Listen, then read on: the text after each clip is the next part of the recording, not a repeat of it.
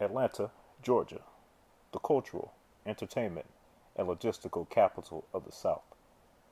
Whether you live in the city or one of its seemingly hundreds of suburbs, or if you've passed through on your way to other destinations, one thing we all know and hate about Atlanta is the traffic. Hi, my name is Mileage Mike, and I'm a civil engineer, frequent traveler, and geography enthusiast. On this channel, you'll find driving videos, usually in the first person, of various American cities, towns, roads, highways, and other types of infrastructure and travel related content where you can get a realistic feel of what it's like to be in an area. So hit that like button and subscribe if you love this type of content. Now, back to Atlanta. First, let's talk about why the traffic is so bad. And to understand this, we have to look at who drives in Atlanta. The first group are the city residents. Exactly what it sounds like. These are the people who live in the city proper. At almost 500,000, they tend to utilize the core roadway network at all levels. Then you have the suburbanites. These guys probably make up the largest portion of traffic on Atlanta's roadways. They mostly use cars to get to and from their destinations. Examples include Sandy Springs, Alpharetta, Roswell, Marietta, Duluth, Douglasville, places like that. Exurbs. These guys live further out. In these areas, they'll mostly be using the city's freeways to get to and from their destinations. This includes towns like Woodstock, Beaufort, Gainesville, LaGrange, and Fayetteville. When you combine this with the inner suburbs, they make up a whopping nearly 7 million Atlanta area residents. Then you have the regional traffic. Now these guys you'll probably only see on the interstates for the most part. They're coming from the Carolinas, places like Charlotte, Greensboro, Durham. They're coming from South Carolina's upstate area, Greenville, Spartanburg, and Tennessee via I-75, the Chattanooga-Knoxville corridor, and Florida from Tampa, Texas out to I-20 or I-85 towards the Gulf Coast. Oh, and of course, you're bound to see some of those New Yorkers down here scoping out their new home as they perform their best Kurt Russell impersonation. Now, what types of roads are there and who uses them? First, you have your collectors. These little guys are the low capacity 2-lane roads that typically bring traffic from arterials into your residential areas. These are the kind of roads you'll see in your local neighborhood that typically have that double yellow stripe on them and occasionally have signalized intersections. Then you have your arterials. Arterials are a step below freeways. They primarily move through major neighborhoods and city sections to help traffic flow between collectors and freeways. These are like the big brother, often carrying 2 lanes on each side with the median or center lane down the middle. Then you have your freeways. Freeways are the big dogs, the apex of the road network. These are the highest capacity type of road network. They can move large amounts of traffic, great distances at high speeds between cities, suburbs, exurbs, and regional cities. In Atlanta, it is not uncommon to see some people enjoying the freeways so much that they exit at the last second. Now, which parts of Atlanta typically have the worst traffic? If you ever looked at the traffic in Atlanta on your favorite GPS app, you probably noticed that there's almost always a backup on this section. This area is called the Downtown Connector. It's the spot through downtown where I-75, I-85, and Georgia 400 converge. This convergence brings traffic from all of Atlanta's northern suburbs into downtown into one single location. Marietta, Cobb County, Alpharetta, Sandy Springs, Gwinnett. It also funnels traffic from Atlanta's southern suburban and exurban towns. What an absolute genius idea this was. We can all get acquainted with one another sitting in traffic on the same highway as one. At 14 lanes wide, it is famous for its size, but just as infamous for its gridlock. Another thing you might have noticed about Atlanta's traffic is that most of the backup seems to be north of this line.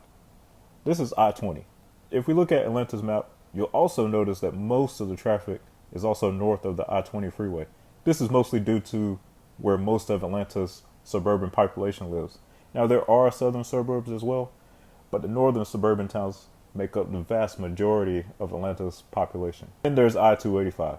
This is Atlanta's beltway. It handles all through traffic and regional traffic. Originally designed to be a bypass of Atlanta, it is now just as much an urban freeway as it used to be a bypass. So you will see it packed with locals as well as truckers and other passers-by. Finally, the northern suburbs in general. The northern suburbs typically have heavy traffic, and there are two big reasons for this. The most obvious being the population again, but the other one being the poor arterial network. Looking at the road network north of the perimeter, it looks like a 5-year-old just scribbled and crisscrossed some random lines with no rhyme or reason for it. A true hodgepodge of spaghetti and good old southern style urban planning. Now, why are these areas so bad? Well, the most obvious and biggest reason for the traffic in these areas is the population. As we looked at before, this is where most of the people live. With nearly 70% of the people of the Atlanta area being north of I-20, it's really no coincidence that this is where the majority of the traffic is. Also, the lack of capacity. Atlanta is a metro area of over 6 million, but has one of the smallest freeway networks of any large American city. The Atlanta area is also growing at an extraordinary rate as people from the Northeast, Midwest, small Georgia towns, and other southern cities are flocking to the area. But what has Georgia DOT done? Georgia officials' answer to Atlanta's traffic woes, for the most part, have come in the form of expanding existing freeways, both with additional free lanes as well as tolled HOV lanes, which can be seen along both Interstate 75 and 85 throughout parts of the region. In the 1980s, Georgia DOT undertook a massive rebuilding project in which it doubled the width of the downtown connector from 6 to 12 and even 14 lanes in some sections.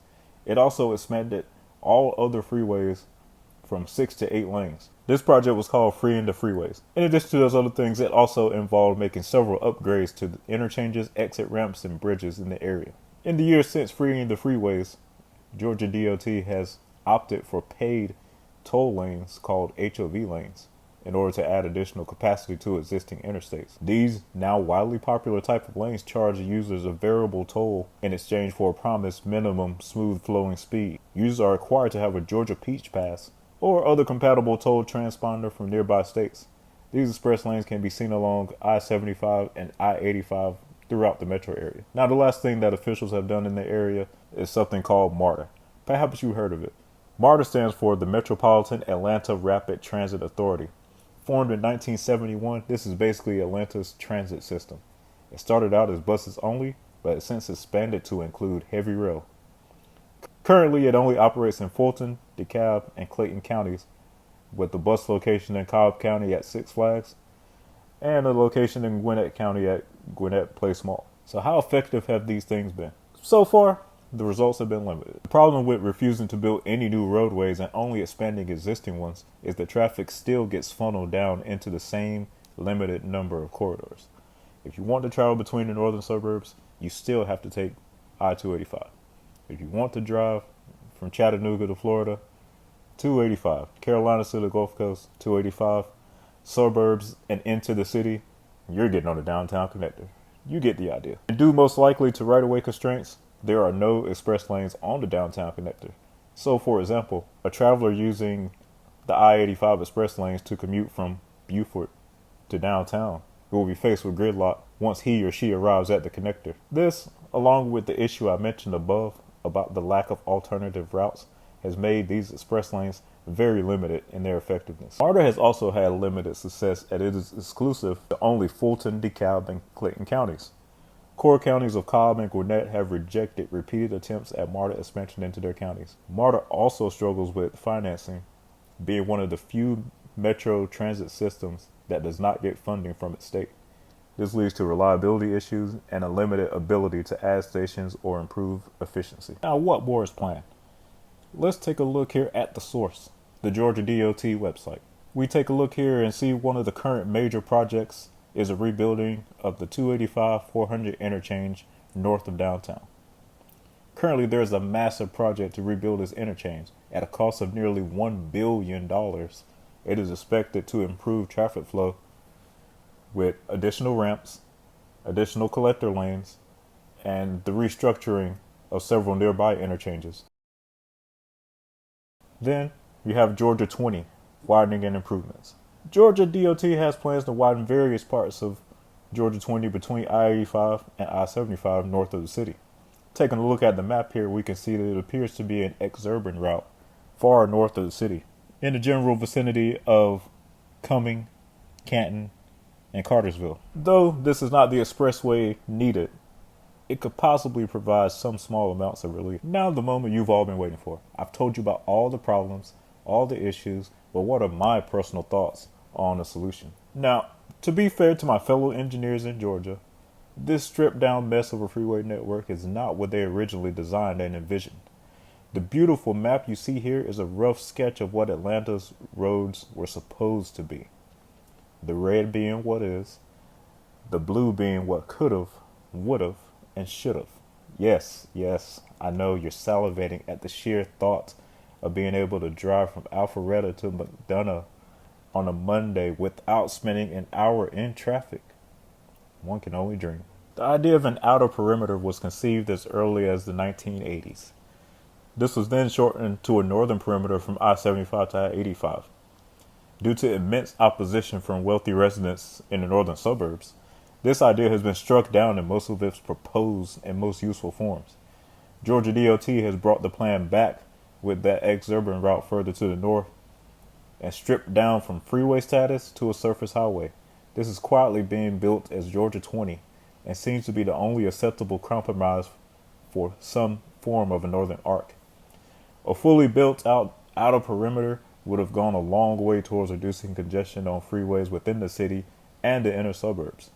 In addition to moving through traffic away from Atlanta, it also would have provided the desperately needed alternative to 285 for northern suburbs. It would have created both eastern and western bypasses of the city, leading to less traffic on 285 and the downtown connector. And finally, MARTA expansion. Now, it's up for debate whether or not rail is an effective solution for sprawling Sunbelt metros. In fact, that sounds like a topic for a future video in itself, but one thing for certain is that in its current form, with limited lines serving only select corridors in 3 counties, that a major expansion is needed to even begin to reduce the roadway congestion. With Cobb and Gwinnett having over 1 million residents each and growing fast, having no MARTA access greatly limits the effectiveness of the system.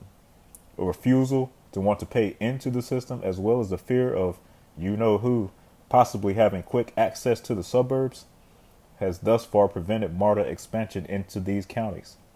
Ironically, it's not uncommon to see cars with Cobb and Gwinnett County tags parked at MARTA rail stations, despite the residents from those counties declining to participate in the system.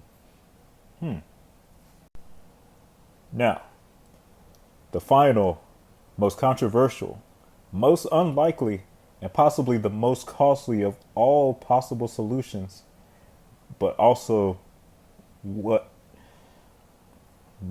finally, the most controversial, the most unlikely, and possibly the most costly of all possible solutions that would resolve the traffic issues in Atlanta is the canceled Georgia 400 through the city. Georgia 400 was originally designed to go through Atlanta and connect to I-675 on the southern side of the city. Though this was canceled as one of the originally envisioned Atlanta area freeways, it did appear as recently as 2010 in Georgia DOT's list of potential future projects as a 41-mile tolled tunnel through the city. Then Atlanta Mayor Casey Reed struck down the idea of building this tunnel, which would have included $8 tolls. This route would likely have done the most to alleviate Atlanta's traffic, as it would have provided a parallel alternative to the notorious downtown connector that is the source of most of Atlanta's traffic today. Alright guys, now that we've gone through and discussed all the ins and outs of traffic in Atlanta, let's talk about the future. In the current environment, I don't see Atlanta's traffic situation improving.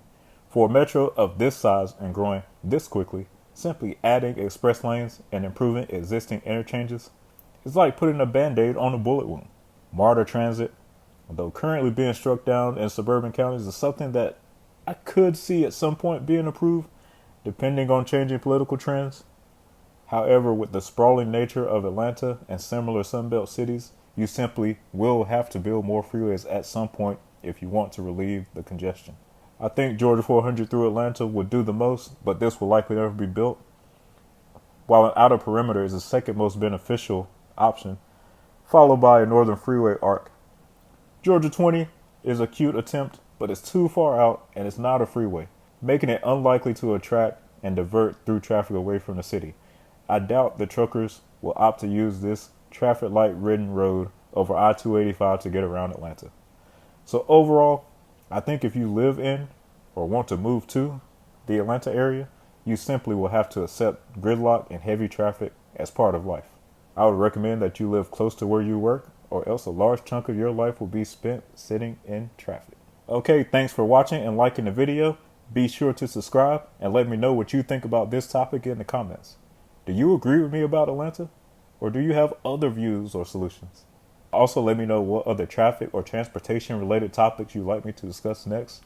Be sure to check out my Mileage Mike Atlanta playlist linked in the description to see my drives in and around the Atlanta area. And I'll see you on the next trip coming soon to a town near you.